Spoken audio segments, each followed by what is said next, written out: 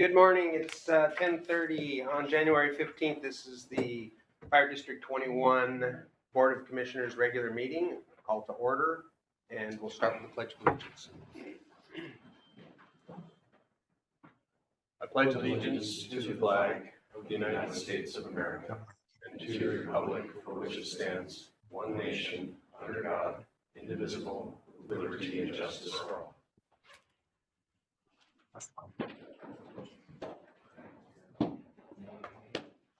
Next is roll call. I'm Bruce Ansel. Kimberly McMurray. John Crawford. Tony Melillo. Dave Ralston. Joel Nielsen. All right. Great, Anthony. Sorry. Commissioner Anthony and Commissioner Rickberger joining us via Zoom. Thank you. No public comment today, so no one signed up. So we'll open the Volunteer Pension Board meeting, and we have the December 18th minutes. Is there a motion to approve? So moved. Moved and seconded. Discussion. All in favor? Aye. Unanimous. Thank you.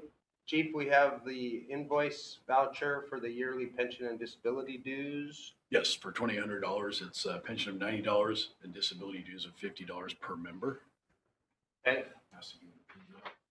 And that, I don't have the, what was the total for that? That was. $2,800. Is there a motion to approve the invoice voucher for $2,800 for the Volunteer Pension Board? So moved. Second. Any discussion, questions, or comments? All in favor? Aye. Unanimous, thank you. Anything else for the Volunteer Pension Board? No, sir.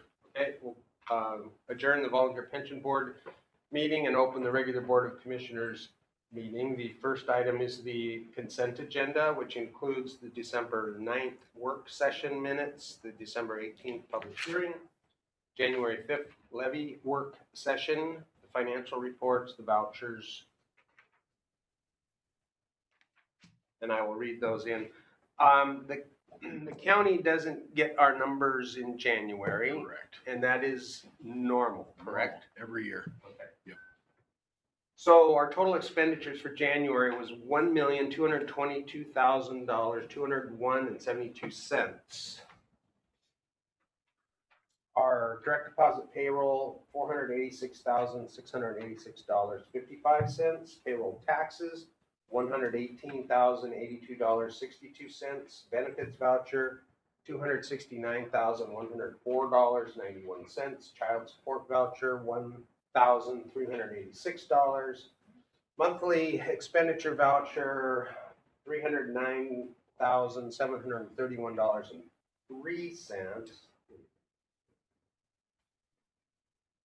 And the reason that is so high is because it's our yearly renewals for facility and apparatus insurance, membership dues, election costs, etc. Capital projects apparatus, $31,884.06, and capital project facilities, $5,326.55. Is there a motion to approve the consent agenda? Moved and seconded. Any discussion? Chief, I had one question on the vouchers. I think it was paid to Carletti, Yes. and that came out of capital. Capital facilities. Why didn't it come out of mitigation?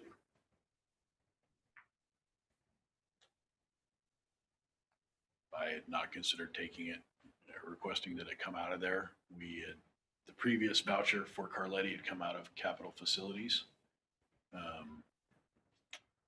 Can we transfer those payments from? You can. I would like to double check with Richard Davis first, since it's not a payment for a physical thing. It's a payment for a feasibility study. It's not clear. I would like to ask him if it's clear enough. If it's clear enough, addition of services. Does that make sense? Mm-hmm. before we just went ahead and did that. I see the wisdom in what you're asking to do, but I'd like to. Okay. Yeah, I guess we're gonna spend all that money anyway, hopefully. It's all, that's where the physical once we get to the physical project, yes, that will come out of that. But I'm certainly happy to ask him. Yeah, it's probably moved in because we don't have enough money to complete that project anyway. But anyway, I just was curious. Anybody else? All in favor of the consent agenda? Aye. It is unanimous. Thank you. Commissioner meeting reports. Anyone online have any reports? Matt or Craig? Not me. I think I heard John talking about the commissioners meeting last night. It was very short. It was meant to be a training renewal for commissioners. There was some discussion that involved doom and gloom about finances, costs increasing across the district, and some changes in positions, but there's nothing really extraordinarily important to bring back to the board today. Thank you. John, You summed it up. you got it? Just a couple things. I got to witness our people in action as participants and as firefighters at the floor lunch. That was fun to see. I know you were there. I didn't see you there though, but I saw our people. Also, we're going to be watching a webinar on Friday about the FIFA grant money that's coming available. And this afternoon, we're meeting with the CAP representatives, community assistance program people about creating something like that in Laurel. Okay. The FIFA grant is what? Money for the FIFA coming to town. Okay. All right. So maybe some communication equipment. Mhm. That's what we're shooting for. That would be nice. Yeah, I don't have anything from this month. I know that the Birch Bay Community Advisory Committee meets next week, and then Chief and I are going to the Ledge Conference in Olympia on the 28th and 29th to meet with our representatives down there. And I don't think we have specific times or appointments yet. Yeah. They've not been responsive. It's a short session. All right, Chief, this is the first month we have pulled out your chief's report from the consent agenda, and so we'll see how that works. I think it's good that we get an update from you on a monthly basis for everyone to hear and see. So fire away. So how I plan to do this is just outline a little bit of what I talked about in my written report and then add some details. Perfect. So probationary firefighters completed, all 4 of them have completed their probationary year. They did fantastic. We've been able to hand out 3 of the 4 off probation letters. This last one comes out this week, but they've been a fantastic addition to the team. People have enjoyed working with them. They've worked really hard and just exceeded expectations. And the future at North Wacom is bright if we look at these 4 individuals. They're really quality people, and that speaks to our firefighters who hire their peers essentially. We have a new baby, the DeJagers, firefighter DeJager and his wife Brittany welcomed a new son. That's exciting for them, better for them than me. Good. In addition to, also not in here we did have a firefighter resignation, firefighter Stamberger, who was a FDNY retiree who came to work here, has also been a paramedic and maintained his paramedic certification, and has yearned to get back on the box. I have no idea why at his age he wants to do that, but he wants to get back and do the ALS side of things. District 7 made a position available for him. He's currently working there now. It's definitely a loss to North Wacom, but he's still in. Our people will still get to work with him, and he's still a resource for our folks, and it's as good as it could be. Also, we have a vacancy for the financial specialist in our office. We're currently working through how we're going to fill that vacancy. We have amended, the job description was written to, for that person to work in concert with ADP as a payroll person. That's out.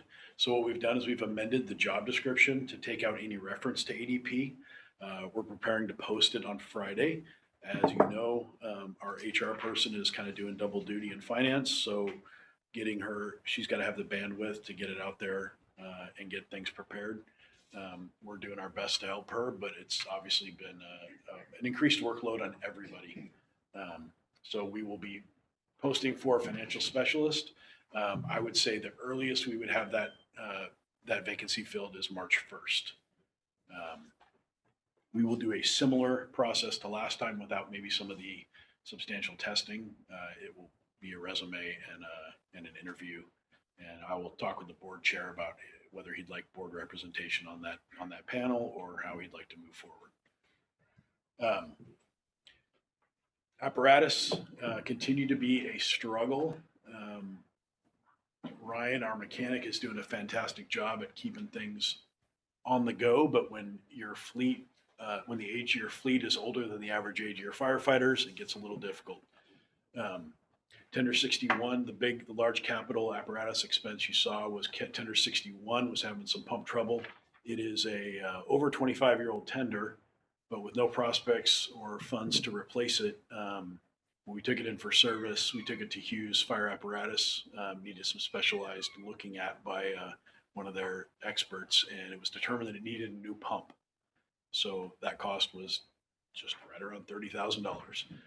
It'll keep it on the road for another 10 years at least. The tender will fall apart before the pump Yeah, will. what is the age, what is the year that was built? That's Is it a 91 or 90. something? No, that's like a 98. No, okay. It's a 98. So yeah, she's old, but the pump's solid.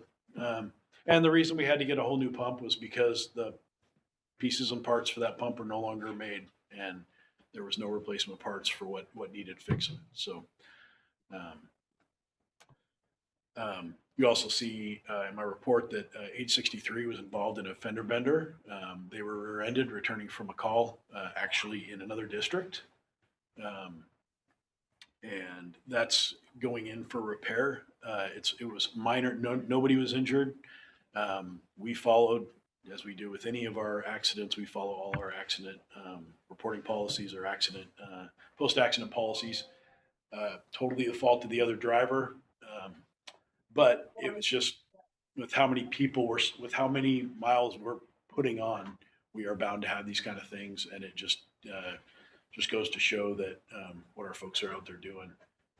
It'll be repaired locally at Tri-Van is the plan, and it just suffered some minor bumper damage.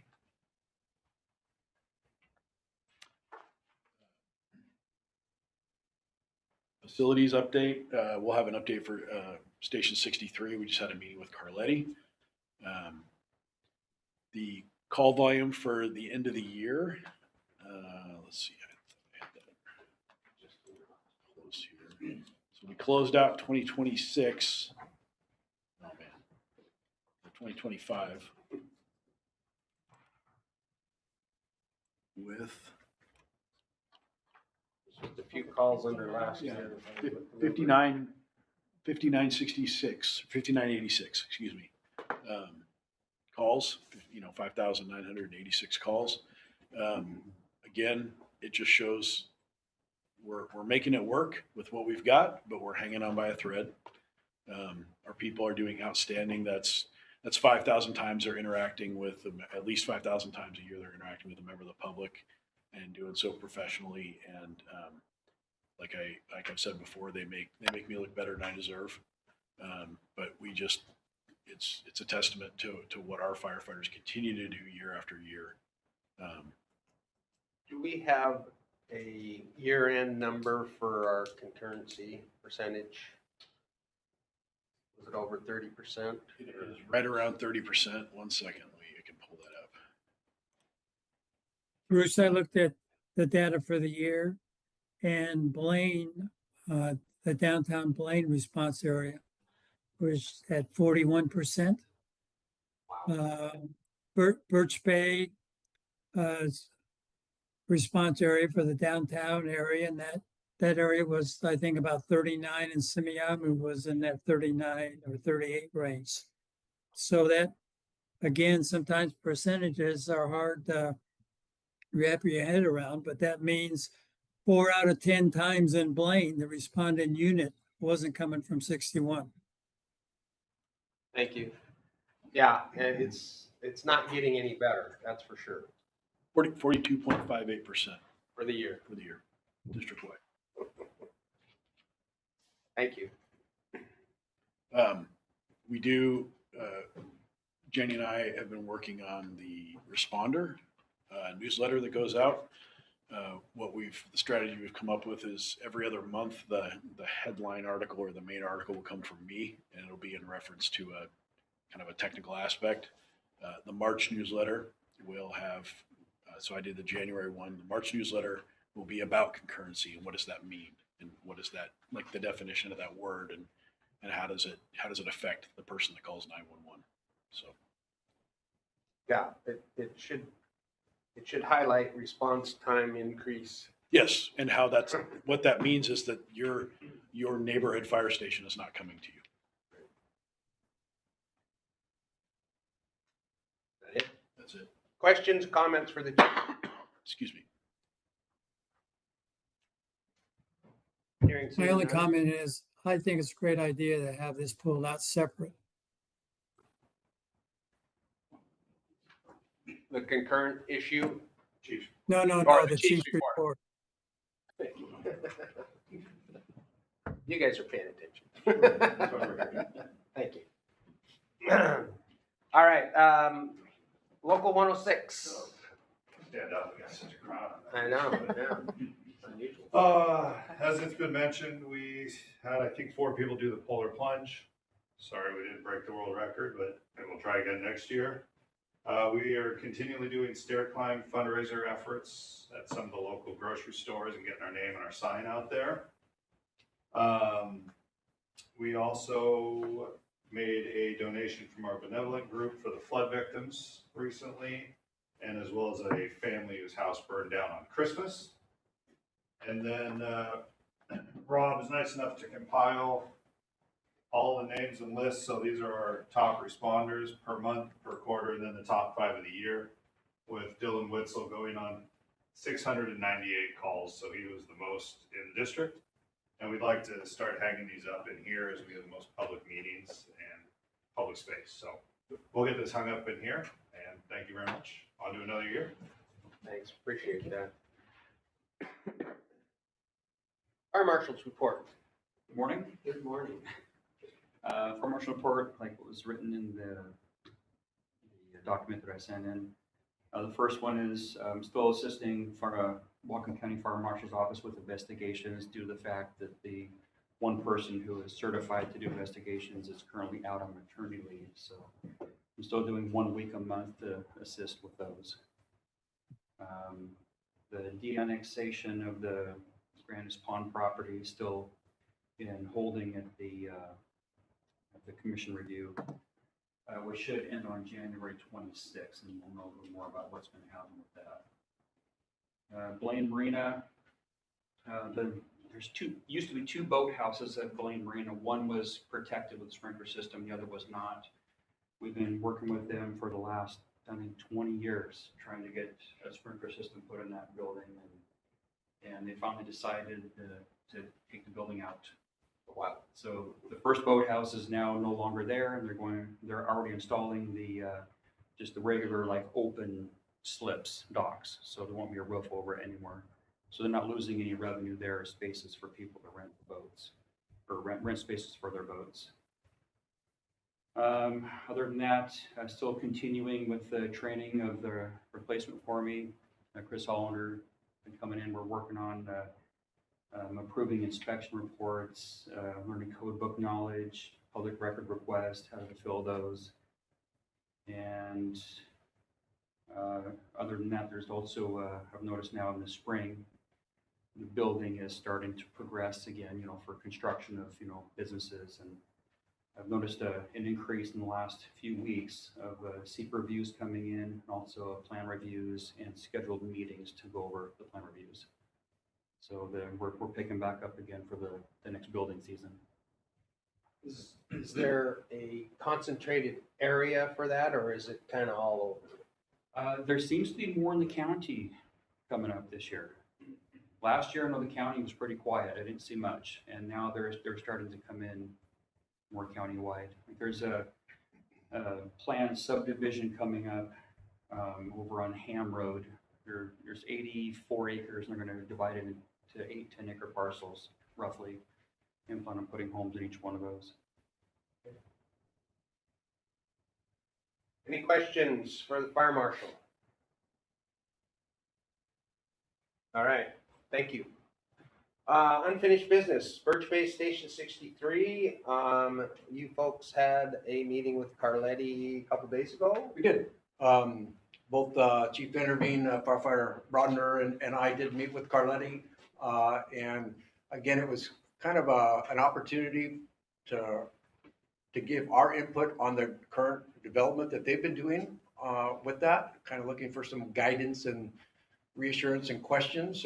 Again, those options that we had 3 options, part of the feasibility study. Option 1 was using the existing footprint of Station 63, removing Mechanics Bay out, and then remodeling the Mechanics Bay area for the living quarters and then remodeling the very front of the offices, part of that, but using the existing footprint. Option 2 was leaving the Mechanics Bay and then expanding the footprint in the very front, basically demolishing that, adding more square footage, and redoing the whole front of the station to accommodate updates and new sleeping quarters and kitchens and that type. Remember too that each of those options do require upgrades to the apparatus bay. Basically, it had to do with earthquake type strapping and upgrades. So anything we do in that facility, it's going to require that to do. And then option 3, again, was a complete tear down of the station and a complete brand new station being built there. So those are the 3 options that Carletti is working on. We've given them the kind of the go. Their plans right now are to have a presentation to the board in March, at our March meeting. They thought February would be a little tight, so we're going to shoot for March. We do plan to have them come up. We'll do have it on the agenda, opportunity to present some ideas, questions from the board, and hopefully have some again numbers that we could then use with for moving forward for project. You'll have the ability to see all the 3 different options and their projections of estimated costs. And again, these are conceptual drawings too. This is not building specs. Remember, this is conceptually what we would look at options and give the board an idea to look at those types of planning for the future. Is there any chance, opportunity to get a ballpark estimate for those 3 options? I think one of our goals here is to set a levy rate in February. And not that we need. I think you could come up, I think we could probably come up ballpark. I think we could. Right, I do follow. So going to March with any ideas, numbers, kind of pushing your limit is what I'm hearing you say as far as. Yeah, I mean. Got it. I think they we're gonna can have come to up. take out a loan to do this. Right. And so we need to know what the loan payment is going to be. And that would have to be rolled into a future levy lid lift. But at our last planning, we said that we were going to try to establish the levy rate in February. And if, a total new station is 25 million and internal remodel is 12 and the other one is 10 or 5 or 7 or Steve, go ahead, I'm sorry. We did ask for ballparks, and option 1 and 2, so the remodel and then the tear off and build out, leaving the apparatus bay.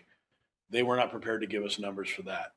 The best number we got was basically what they did is they took a similar, a station size that we would need, and they overlaid it onto our property, a recent build, and that was 10.5 million.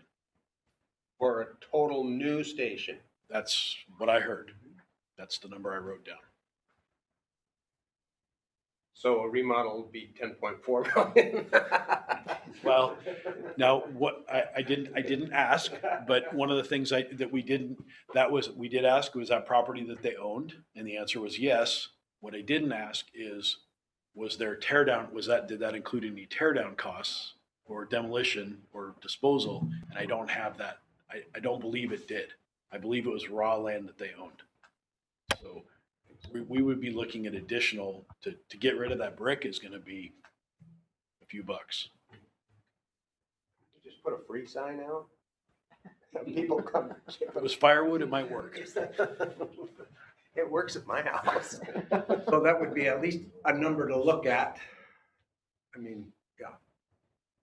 I think, and again, this isn't, we're gonna like hold you to that number, but Right. I think we need to have a spitball ballpark idea. Understood.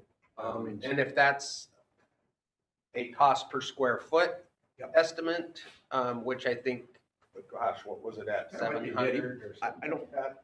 he gave a $500 Yeah, per square foot. per square number foot. Right. Is what he And we have the square footage that they talked about bumping out to, so I suppose we could.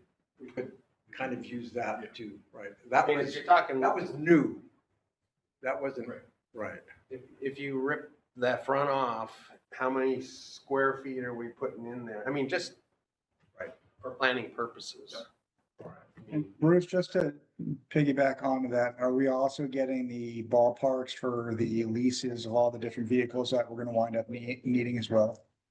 That will be part of the levy. Yes. Yes, the total cost of what we need for the levy, yes.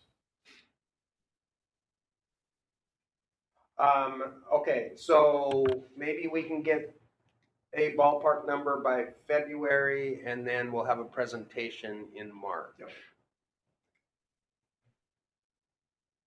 I mean, is there a direction the two of you are leaning after talking with them? I'll let Chief speak on that. I see the most promise in option 2, which is the tear off the front and build out, add additional space to the front. What it allows us to do is shore up the apparatus bay for a seismic event, as well as maintain the shop. In looking at option 1, which would probably be the cheapest, it's non-functional. It seems non-functional to me. A, we lose the shop. B, you've really got the firefighters, we'll call it living space, separated by the apparatus bay. We gain nothing and lose something in it, is basically what it turns out to be. Option B, which is the tear off the front and build out it basically doubles the square footage of that front office and makes it way more functional, seems to be the best option to me. We talked about having the shop relocated. Yeah. Is that still a consideration that we move it somewhere else? And then It is, and it's something that Chief Melillo and I have been talking about in concept. And it's an idea. We have so many needs. I mean,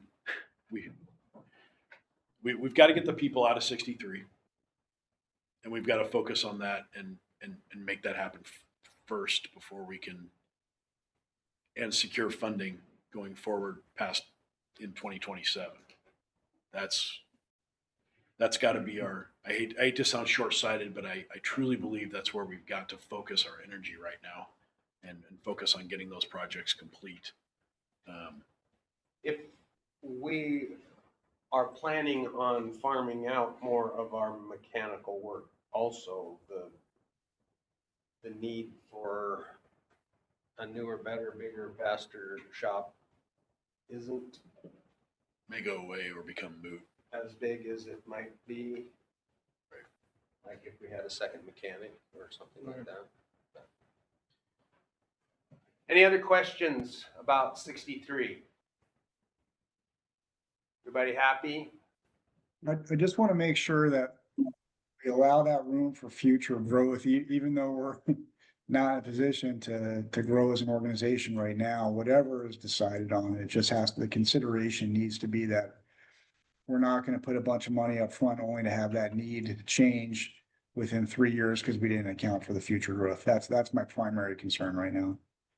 No, sir, what we've planned is to double the bunk space, plan for additional units, so that there could be, both a BLS unit and an ALS unit, or engine and aid car independently staffed, as well as battalion chief.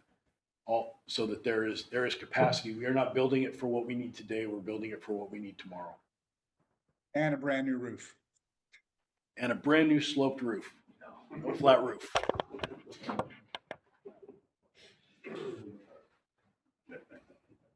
That's our number one priority. All right. New business.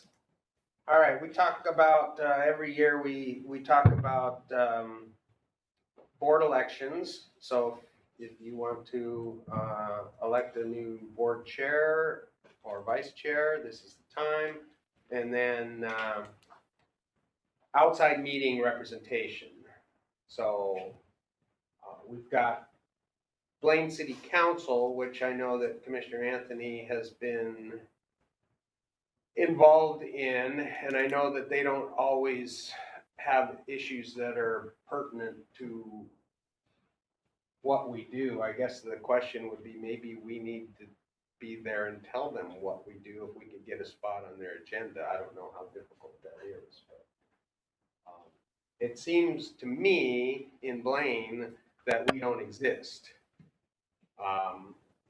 And all of the building and planning and all that kind of stuff seems to be absent of fire protection and EMS service. They talk about public safety in a police department point of view, but I have never heard them talk about fire response or concerns. You correct me if I'm wrong, Joel, but I think it's kind of like, oh, well, we don't run a fire department, and it's, We're not part of the budget. they just show up. 40% of the time they can't, but anyway, Commissioner Anthony, what's your thought on that? Well, I think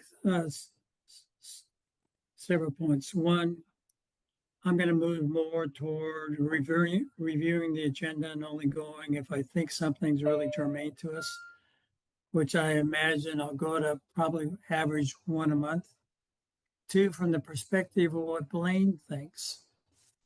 If the levy doesn't pass and we have to start changing our staffing module, I can only assume that some folks that live within North and South Blaine probably will start asking more questions to the city of Blaine. So the Blaine might not put the highest attention on EMS and fire right now, but depending on the future, they may not be able to continue to avoid the issue. I don't know if there's more of an opportunity to go and have discussions with the city manager once again and lay out for just him the challenges we face, which probably are going to become his challenges within the next year. I don't see right now going to the board and giving a presentation. We don't have much to say to him that we haven't said already. And from seeing the responses from past presentation, I don't know if that gets us much more than an honorable mention with him. Fair enough. So I'm hearing you volunteering to be our representative at those meetings as necessary for next, Absolutely. for this year. All right, Yes, sir. all in favor? All right, county commissioners, Matt, I know I attended those for a while and found them to be, Bruce, they're arduous, but I will do it. all right, thank you.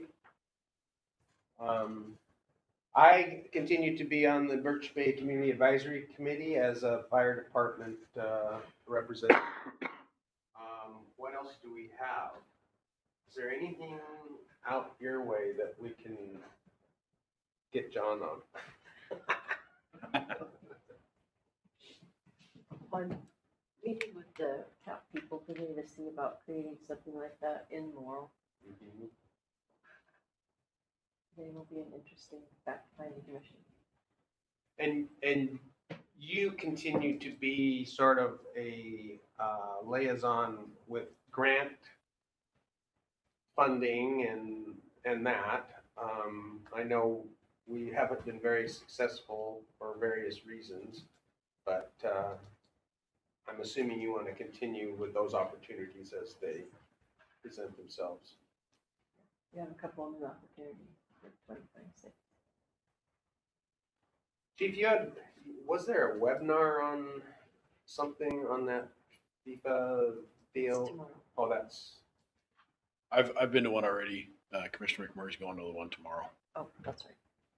I mean, And then we're meeting the week of the 27th, 29th, something like that. The last week of the month, we're going to meet and We have to renegotiate that day because you guys are going to be in Olympia.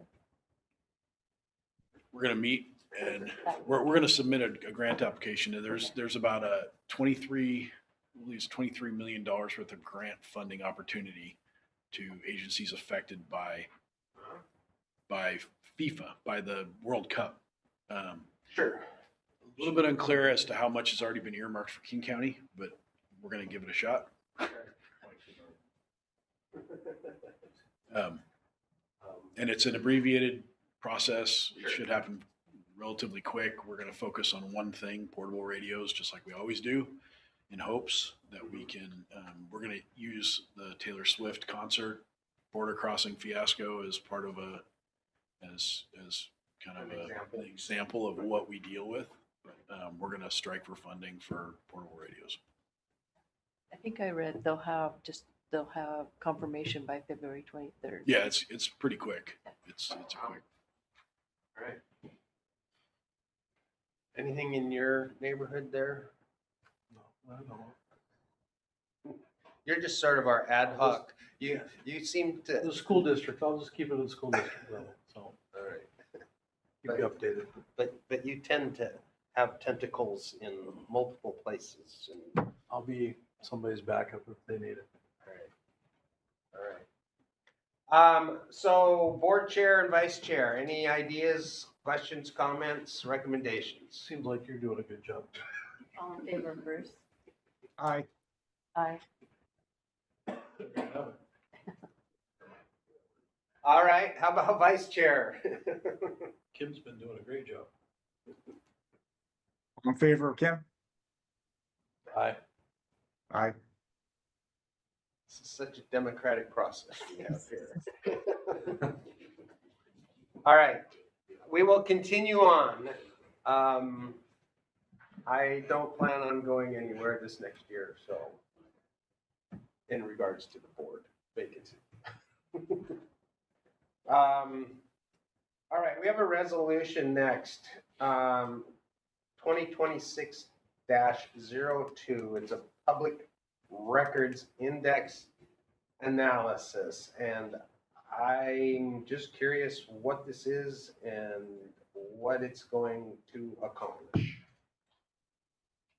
So before you is resolution 2026-02, and it is, as you said, it talks about a public record index. And what this resolution does is it states that we will actually, the district will not maintain a public records index because of how difficult that would be.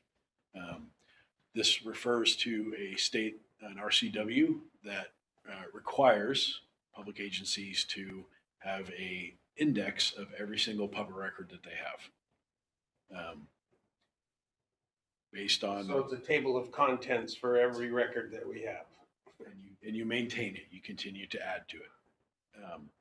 It would, based on the calculation approved by the state, it would take a full-time employee about 37 years to index our current records. And this was a RCW that came through this last session, or it's been there and we just, I think was it last session? Yeah, or the session, maybe the session. Session before. So it's relatively new.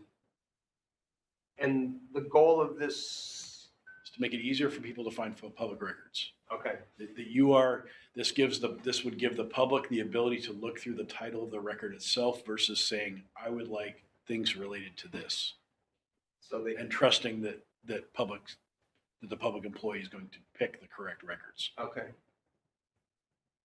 And 37 years to make that happen, the state's gonna fund that for us?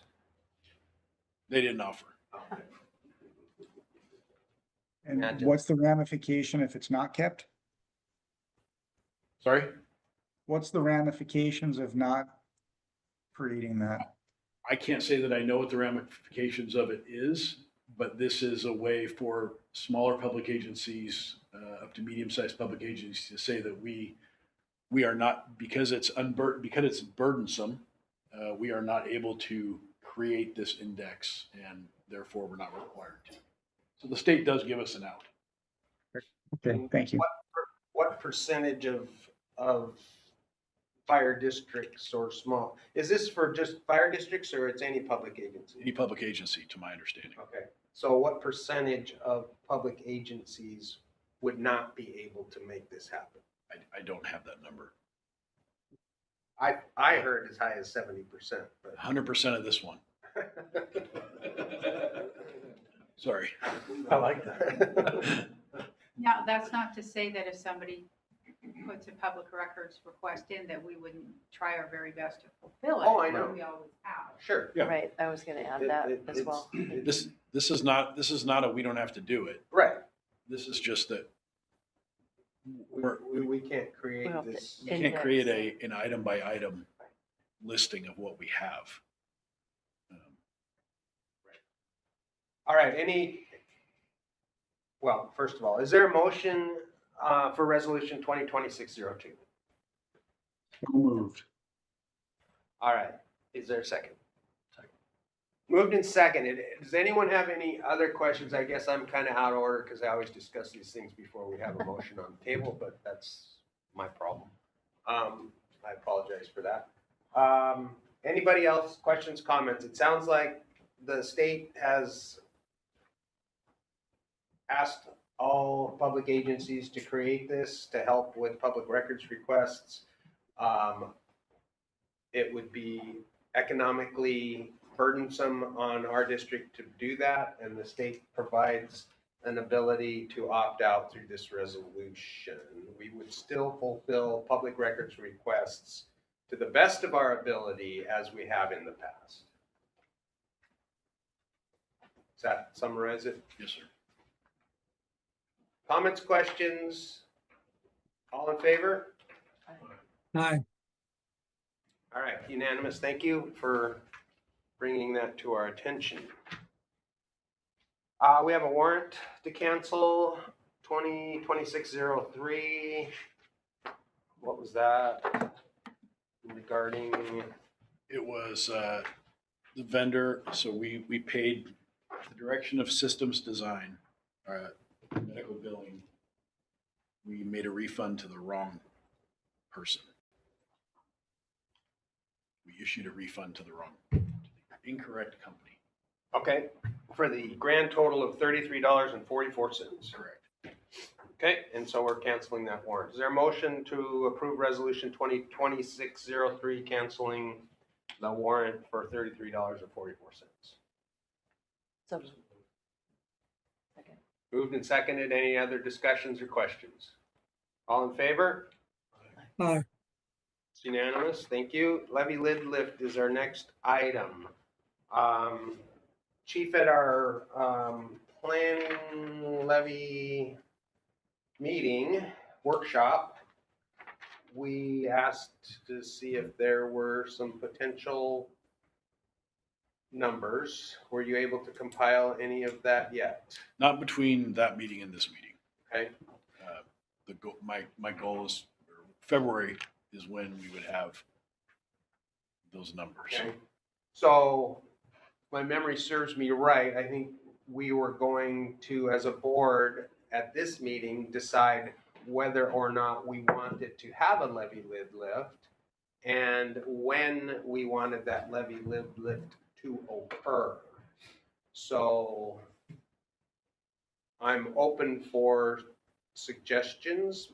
My thought would be, yes, we should and do need a levy lid lift, that we should run it in August, which means we have to apply by May 1st.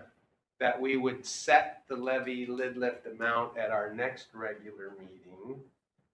And the reason I say we should do it in August is because when it passes, we would get our money January of 2027.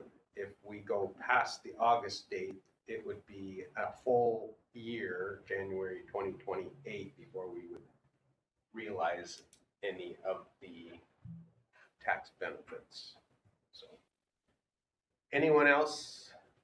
I mean, I think we need to go on record saying we are going to do this and then decide what that rate is based on the numbers we get.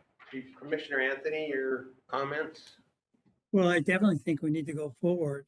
And hopefully after we vote to go forward, we can just have a couple minutes to talk about ideas the chief should consider as he does his staff work over the next month.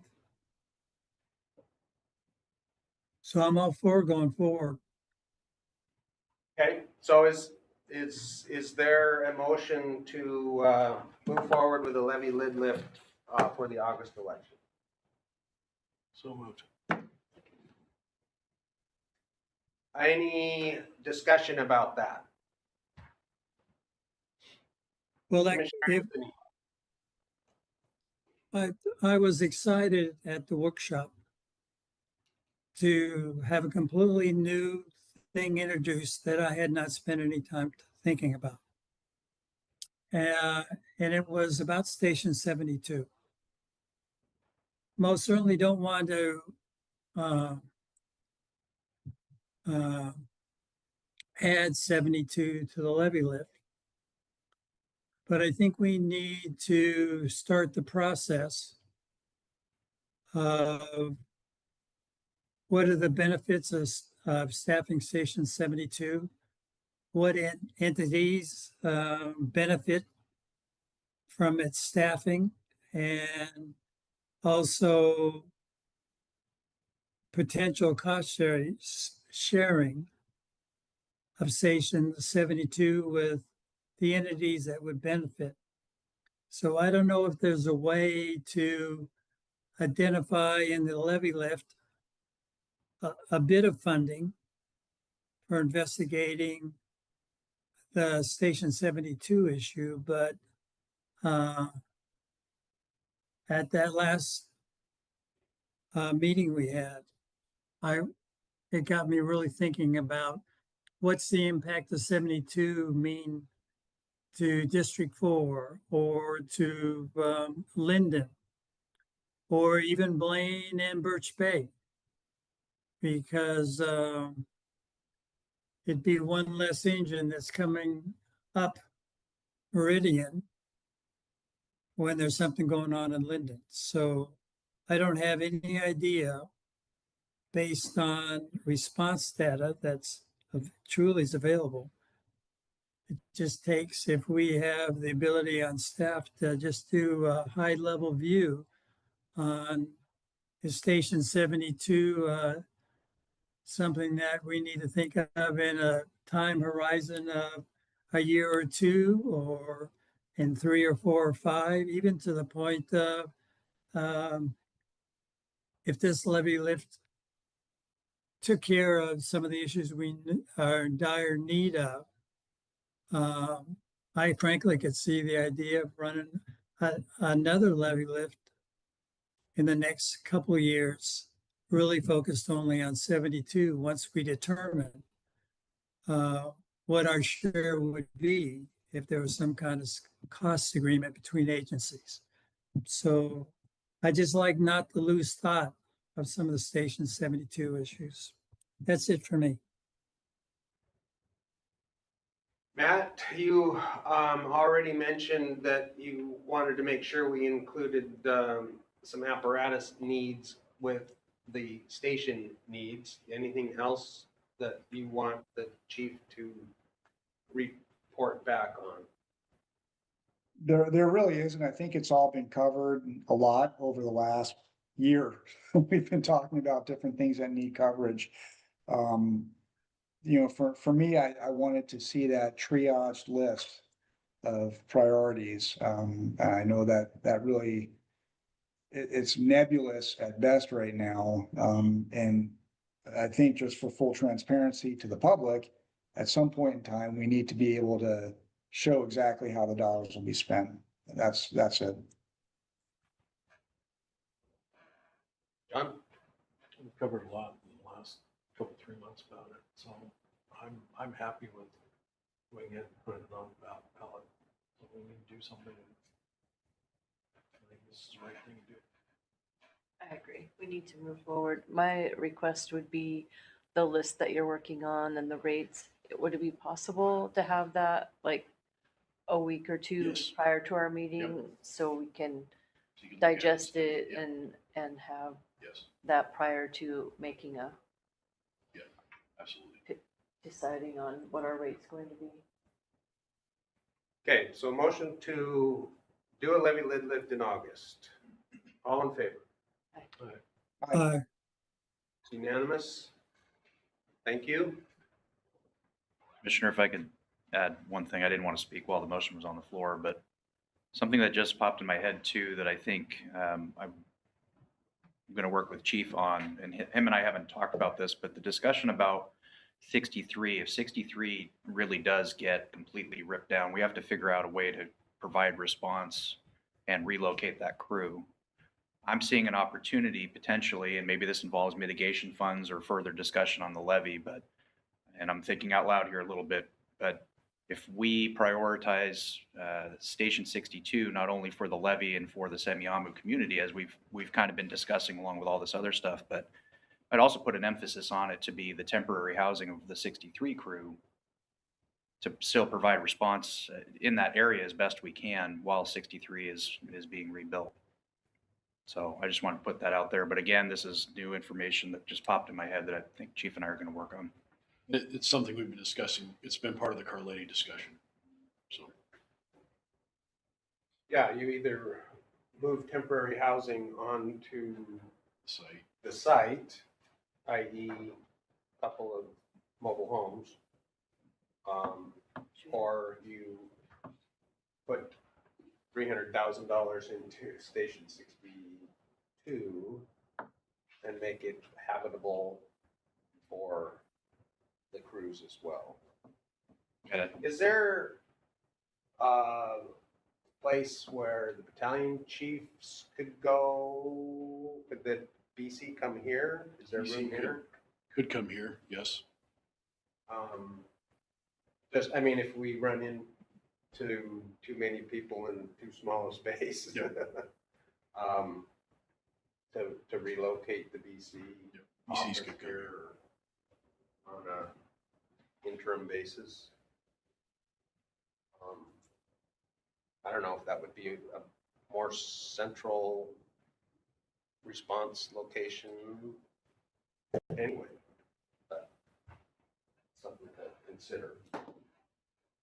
Yeah, we'll definitely work through it. I know that the original discussions were talking about housing the crews at 63. It just dawned on me the connection between essentially two birds with one stone with 62. If that became a priority, more so than it already is. Very good. All right. We had correspondence in our packet. We had an article by the Northern Light saying that we might do a levy lid lift. Now we are going to. We had our year in review. Do we know, is the Northern Light coming back? I know that the existing editors sold the paper. Is it? Going to a nonprofit, and they said there might be some lax in their service for a little bit. Last I heard, there's still negotiations. Okay, so no publications are coming out for a little while? That's correct. All right. All right.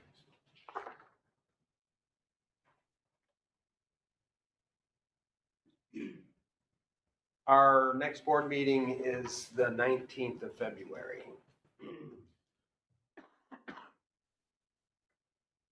I'll be there.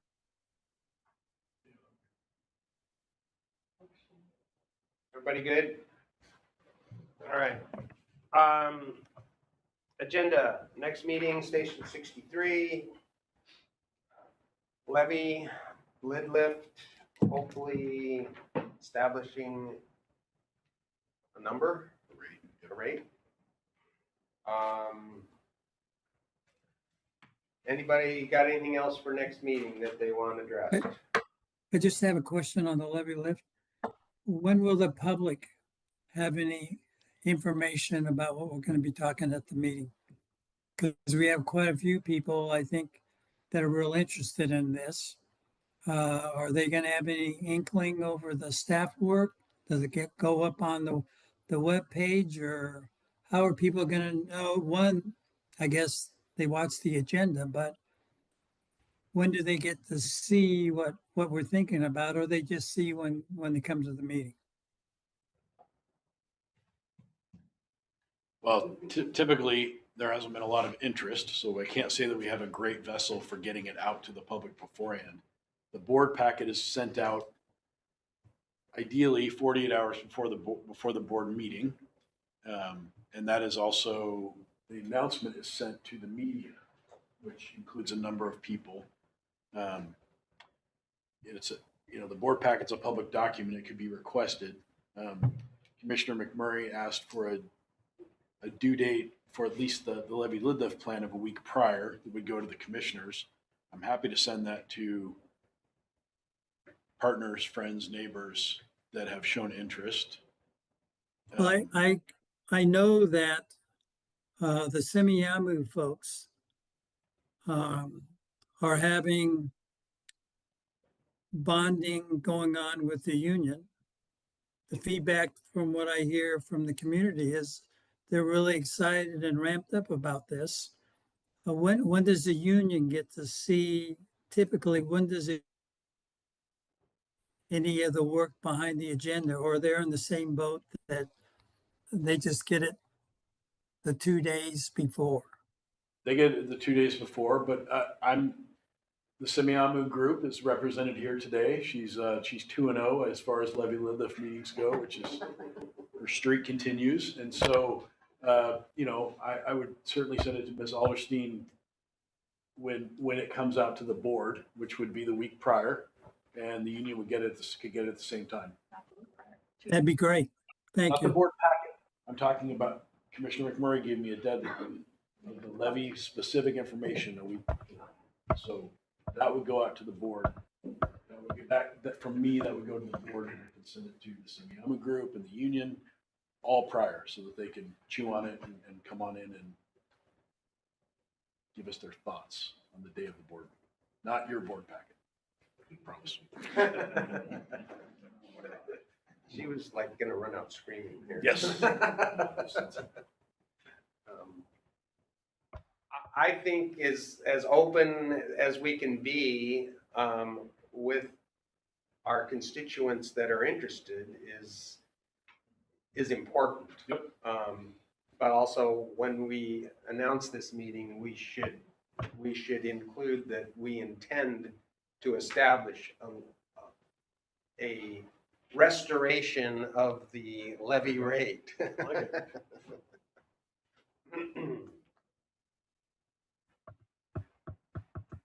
There's always a lot of presence at the Blaine meetings, Blaine Council meetings. Maybe there's some way we can get information out there. I don't know, Craig, I'm just spitballing it.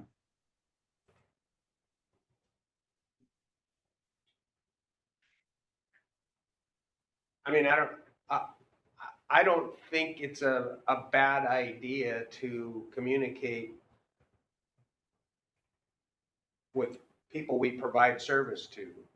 And certainly the city of Blaine is a huge customer of ours. And I mean, I would send it to the Birch Bay community, the village.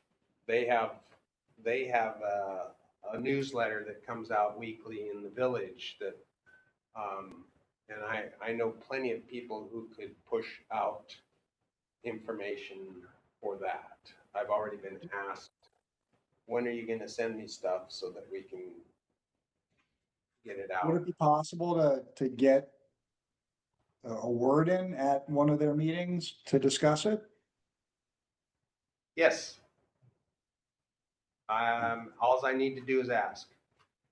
You're talking at the village or at I'm talking the chief? Blaine, the village I Oh. know is very receptive. Blaine has restricted public comments. I don't know how our in there would work. But I think having one of us speak about kind of the urgency of it there might fall on deaf ears to the council itself, but to anybody in attendance, I think that it could help spread information. Would maybe correspondence from the board chair to the city manager and mayor be a more permanent way of?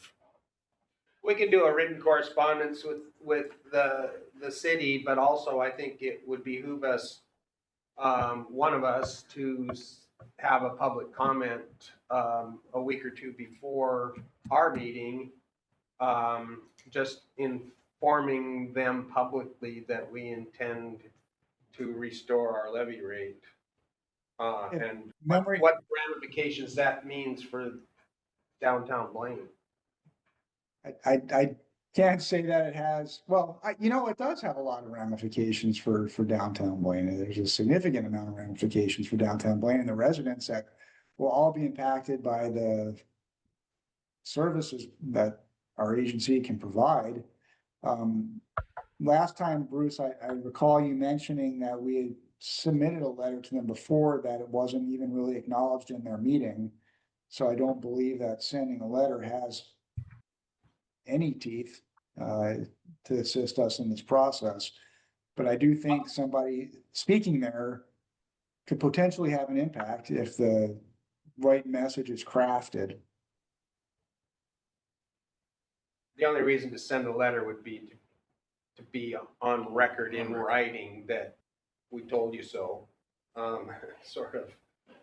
It would have to be in conjunction with a stakeholder from us talking. Yes. Absolutely. How about if you and I address Blaine City Council during a public meeting with a joint message? We could. I mean, I remember last time you did a very wonderful presentation and I'm not sure they even listened. So. But at least we're doing it. Yep. No, we need to do it. It bothers me that they don't really pay attention or care. Well, I might suggest that if you go during public comment, Yeah. that'd be a wonderful opportunity from anyone in Blaine, probably the south side of Blaine, who would be able to relay the difficulties they're having with insurance and some of the other things, to personalize it, to follow up right, to follow you during public comment. So they've heard issues that are important from whoever the district sends to talk to them. And that they're representatives from the city of Blaine.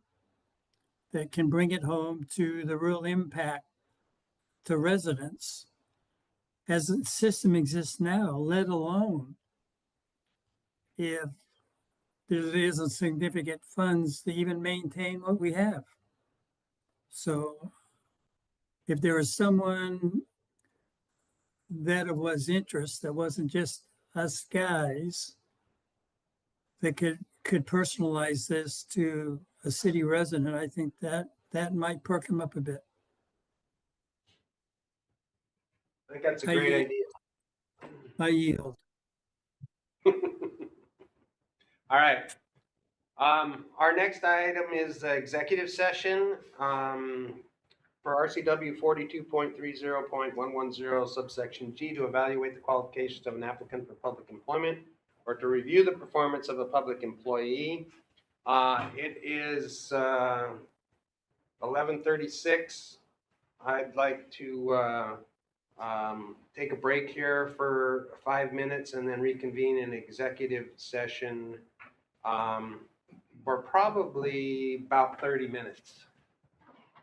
So 5-minute break in 30 minutes puts us back here at 12:10. So we're going to stop the video feed and take a break.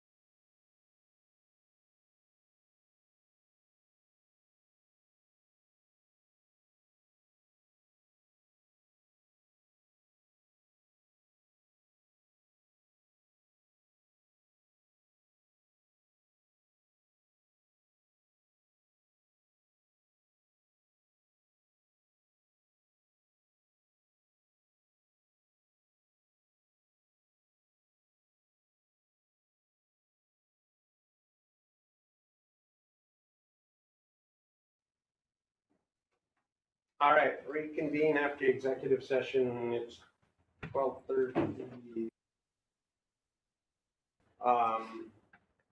We have one item to take care of. And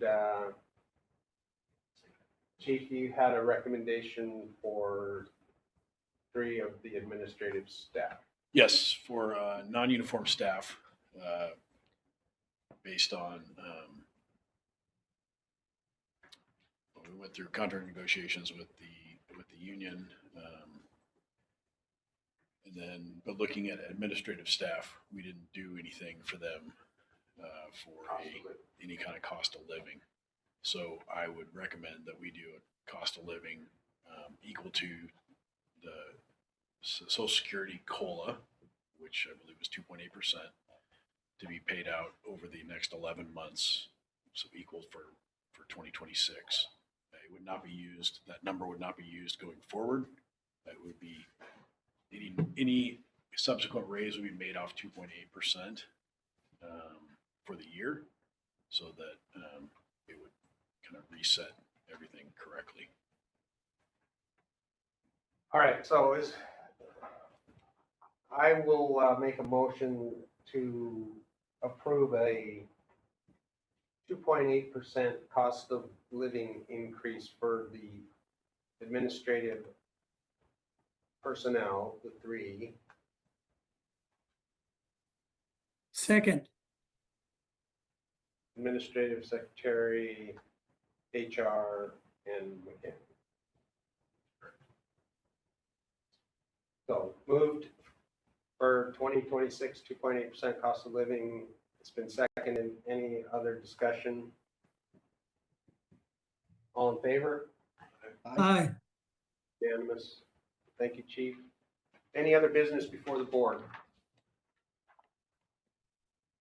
I will move to adjourn the meeting, and we have to sign documents. It's 12:59. Second. All in favor? Aye. Thank you, gentlemen. Is Commissioner Anthony, he's not going to be back in town, so are we good as far as signing that he doesn't have to be on this month's packet?